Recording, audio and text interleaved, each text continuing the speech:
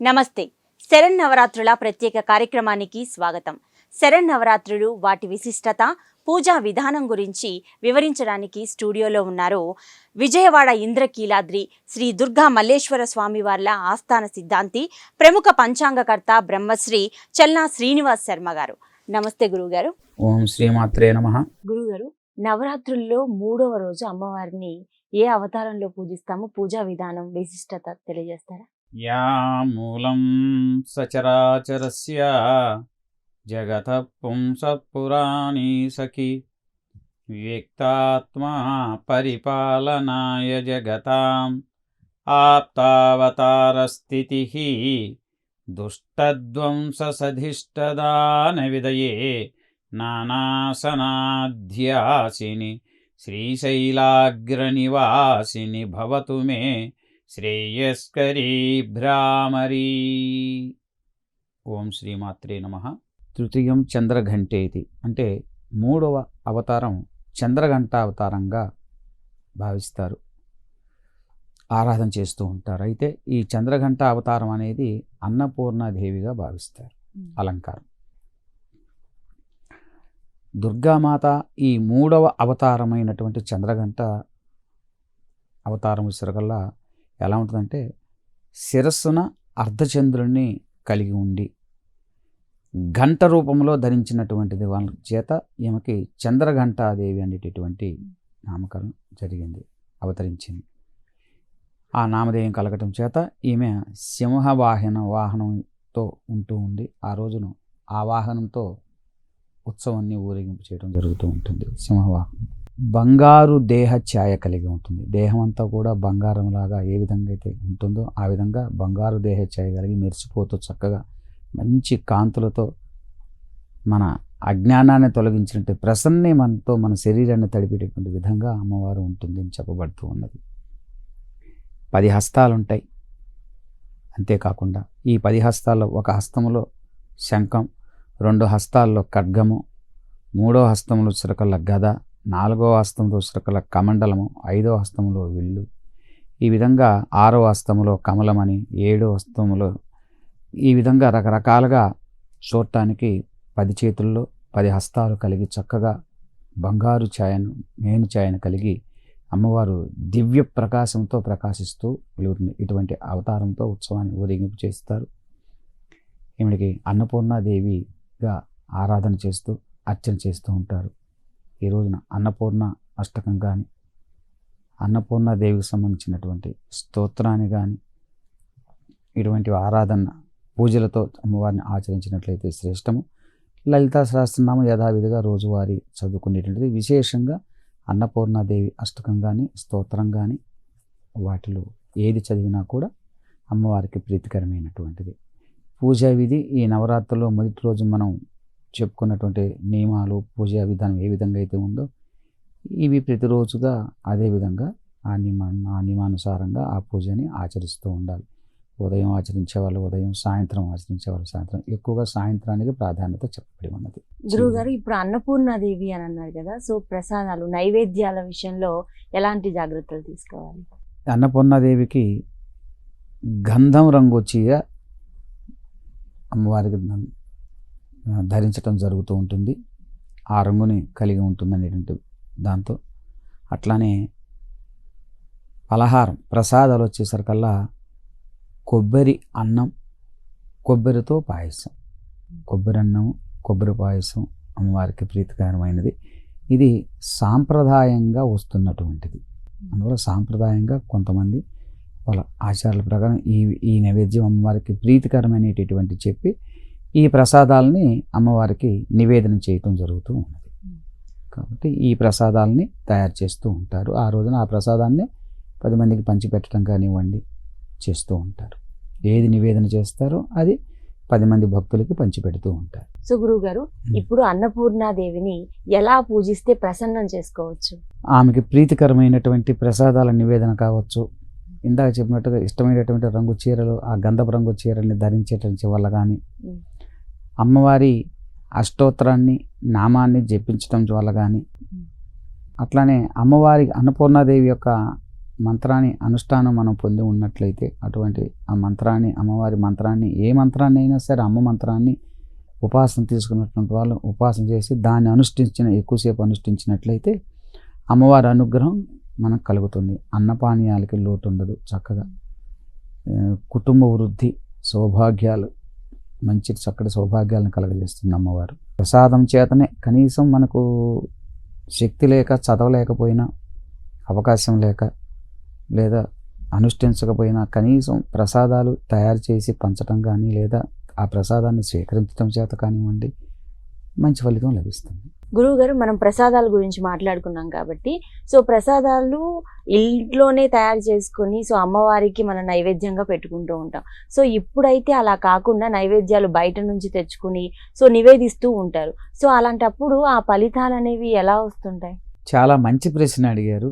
ఇది చాలా చాలా విశేషమైనటువంటి మంచి ప్రశ్న.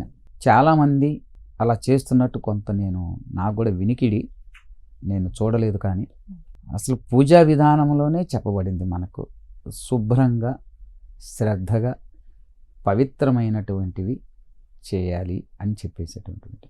అంటే నివేదన అని చెప్పగానే నివేదన అది గృహంలోనే ఎవరు ఆరాధన చేస్తారో ఆ ఆరాధన ఎక్కడ జరుగుతుందో అక్కడికక్కడే చేయాలి. అందుకే దేవాలయాల్లో పాకశాలలు, పాకయోగి వీళ్ళందరూ కూడా ఉంటారు. దేవాలయాల్లో కానివ్వండి, మన ఇంట్లో అయినా కానివ్వండి. అంటే బయట చేసేటటువంటి పదార్థాలు అనేటటువంటివి అంత శ్రేయస్కరమైనటువంటివి కాదు. ఒకటి. రెండవది, వాస్తవానికి మనము నివేదన చేయాలి అంటే ఒక పొంగలి నివేదన చేయాలనుకుందాం. ఆ పొంగలి నివేదన చేయాలంటే కొంతమంది అంటే తెలిసి తెలియనటువంటి వాళ్ళకి తెలియకపోయి ఉండవచ్చు, ఆ భావనతో ఉండొచ్చు. ఉప్పు సరిపోయిందా, తీపి సరిపోయిందా అని చూస్తారు. చూసిన తర్వాత సరిపోయింది అనగానే సరిపోతే ఇంకొంచెం బెల్లం వేయాలంటే బెల్లము ఏదో వేసి ఆ తర్వాత తీస్తారు. ఆ తర్వాత దీన్ని తీసుకెళ్ళి దేవుడికి నివేదన పెట్టాలి. అంటే అర్థం ఏంటి? ముందుగా మనం ఎంగిల్ చేసాం కదా, అప్పుడు పనికొస్తుందా దేవుడికి? కాదు. అంటే నువ్వు పవిత్రంగా అంటున్నావు. పవిత్రము అంటే అర్థం ఏంటి? ఎంగిలి పడకూడదు, పరిశుభ్రమైనటువంటి, శుభ్రమైనటువంటి స్థానంలో చేసినటువంటివి అనేటివి. అంటే చక్కగా వ్యాపార స్థలాలు వేరుగా ఉంటాయి, గృహ సంబంధించినటువంటివి చేస్తూ ఉంటాయి. కాబట్టి ఇవి తప్పనిసరిగా మన గృహంలో మనం తయారు చేసుకొని చేసినవి మాత్రమే సంపూర్ణంగా పవిత్రమైనటువంటివి. బయట ప్రసాదాలు తీసుకొచ్చి నివేదన చేయటము అనేటటువంటివి అవి మనకు అమ్మవారి మీద అమితమైనటువంటి భక్తి లేదనే చెప్పవచ్చు. భక్తి ఉంటే ఇప్పుడు మీరేమనుకుంటారు? పసిపిల్లవాడికి వీడికి నా చేతితో తినిపించాలి అనిపిస్తుంది నోట్లో చక్కగా. అంటే వాడి మీద మీకున్నటువంటి ప్రేమ అలాంటిది. ప్రేమ లేదనుకో ఏం చేస్తారు?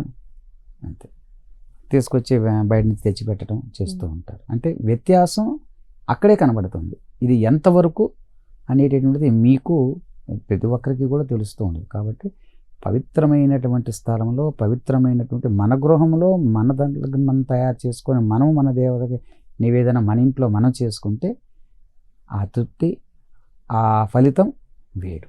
మంచి ఫలితాలు తప్పనిసరిగా వస్తాయి. ఇలా చేసిన వాటికి మంచి ఫలితాలు వస్తాయా అంటే ముందు మన మనస్సే కలుషం అయిపోయింది అక్కడ. ఇంట్లో చేసి పెట్టాలి అని భగవంతుడు ఏం చెప్తున్నాడు? ఇంట్లో చేసి పెట్టాలంటే నాకు సహకారం లేదు. సహకారం లేకపోతే మార్గాలు చెప్పారుగా.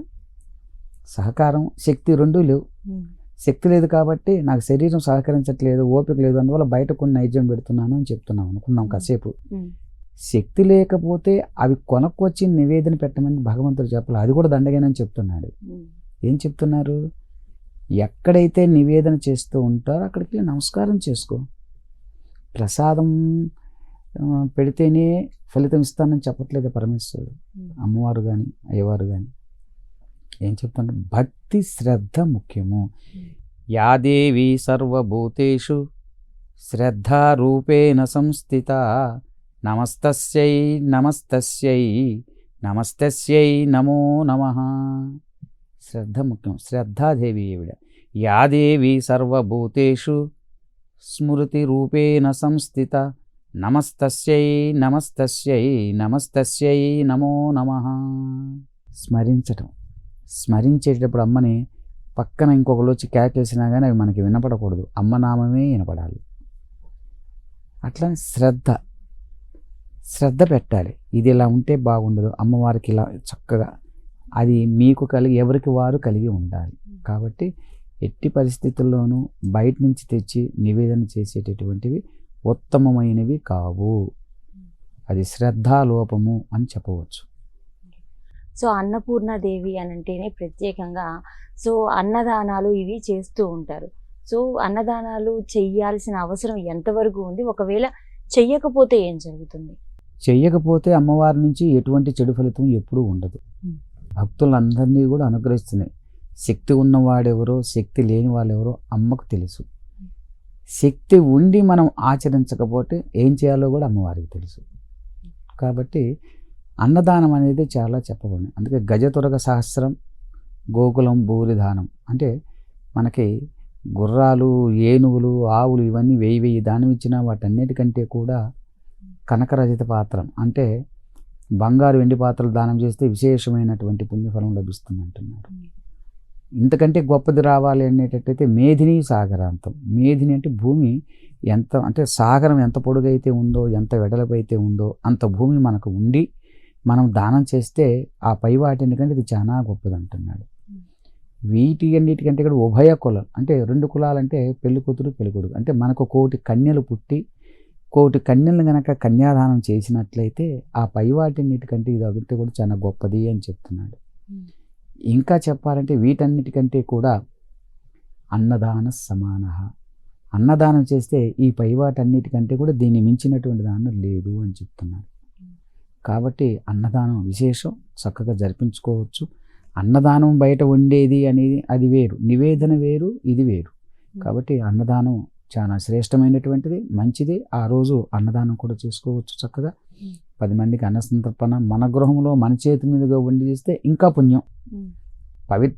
పవిత్రంగా అర్చన చేసి పవిత్రంగా మనం 10 మందికి భోజనం పెట్టానుకో ఇంకా పవిత్రమైనది. సో గురువు గారు, ఇప్పుడు మీరు అన్నదానం గురించి చెప్పారు కాబట్టి సో ఇప్పుడు ఇంట్లో పూజ చేసుకునే వాళ్ళు సో అన్నదానం చేయడానికి ఒక 10 మందికి అలా పెట్టడం వీలు కాలేదు అని అన్నప్పుడు ఎవరో ఒకళ్ళకైనా అన్నదానం చేయొచ్చా? లేదు అని అంటే సో వారు ఏవైతే వస్తువులు ఇవ్వాలనుకుంటున్నారో ఆ పూజ ఆహారపు సామాగ్రి ఏదైతే ఉంటుందో ఆ పదార్థాలని ఎవరికైనా గురువు గారికి అలా ఇవ్వచ్చా? తప్పనిసరిగా అవకాశం ఉన్నటువంటి వారు వేదోక్తంగా చేసుకుంటారు. లేనటువంటి వారు మీరు అన్న సంతర్పణ అనేటువంటిది గృహంలో వాళ్ళు అన్నదానం చేయవచ్చు. లేదా మీ గృహంలో అన్నం తిన్నటువంటి నియమాలను కలిగినటువంటి వ్యక్తులు కొంతమంది ఉంటారు, వైదికమైనటువంటి వారు. వారికి స్వయం పాకం ఇచ్చినా కానీ మంచిదే, ఇబ్బంది ఏమి లేదు, శ్రేష్టం. దానివల్ల కూడా మీ ఇంట్లో అన్నం తీసుకున్నట్లయితే ఏ ఫలితం దక్కుతుందో భుజిస్తే అదే ఫలితం దక్కుతుంది. దాంట్లో ఎటువంటి సందేహము లేదు. కాబట్టి తప్పనిసరిగా మీరు అలా కూడా ఇవ్వవచ్చు, స్వయంపాకంగా కూడా ఇవ్వవచ్చు. లేదా గృహంలో మీరు అన్న సంతర్పణ చేయవచ్చు. ఇలా ఏది చేసినా కూడా మీకు తప్పనిసరిగా ఆ అన్నదాన ఫలితం ఖచ్చితంగా లభిస్తుంది. అది నియమం లేదు, 10 మందికి పెట్టాలి 20 మందికి పెట్టాలని నియమం లేదు. ఒకరికి పెట్టవచ్చు, ఇద్దరికి పెట్టవచ్చు, శక్తి అనుసారంగా మన శక్తికి లోబడే ఏదైనా. మనం 5గురికి అయితే భోజనం పెట్టగలము, రైట్, అంతవరకే మన శక్తి, అంతవరకే పెడతాం. 10 మందికి పెట్టే స్థాయి ఉంది, 10 మందికి పెట్టేస్తాం. స్థాయిని బట్టి చేయమన్నాడు. అందుకే దైవం కూడా మనకి చాలా ఎంతో తక్కువలో, అతి తక్కువలో కూడా మనకు ఎన్నో మార్గాలు ఋషులు మనకు ఉపదేశించున్నారు, చెప్పున్నారు. కాబట్టి తప్పనిసరిగా మన స్థాయిని బట్టి దాన్ని ఆచరించవచ్చు. దానివల్ల మంచి ఫలితాలు లభిస్తాయి.